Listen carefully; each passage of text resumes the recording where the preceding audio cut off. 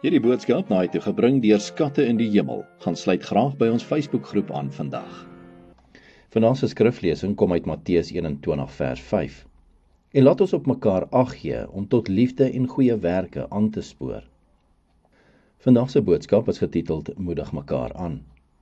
'n Paar kilometer van die eindstreep van die Comrades Marathon kry jy duisende toeskouers wat die roete aanwys eindstreep toe.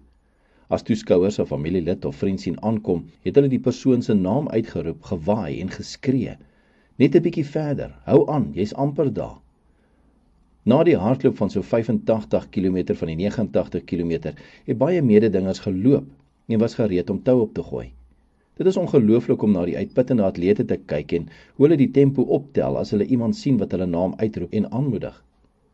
Aanmoediging. Ons het dit almal nodig, veral in ons geloofswandel met God. Die boek Hebreërs vertel ons om mekaar aan te moedig. Daar staan in Hebreërs 10 vers 24 en 25 die volgende. En laat ons op mekaar ag gee om tot liefde en goeie werke aan te spoor. En laat ons onderlinge byeenkoms nie versuim soos sommige die gewoonte het nie, maar laat ons mekaar vermaan, en dit des te meer na mate julle die dag sien naderkom. Die Nuwe Testament is gevul met die sekerheid dat Christus binnekort sal terugkeer. Daar staan in Filippense 4 vers 5, die Here is op pad. Jakobus 5 vers 8 sê vir ons, die koms van die Here is naby. En ook in Openbaring 22 vers 12 staan daar, kyk, ek kom gou.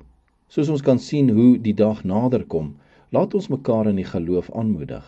Hou aan, jy's amper daar, die eindstreep is in sig. Selfs al het jy niks anders om te gee nie, kan jy bemoediging gee. Kom ons bid saam.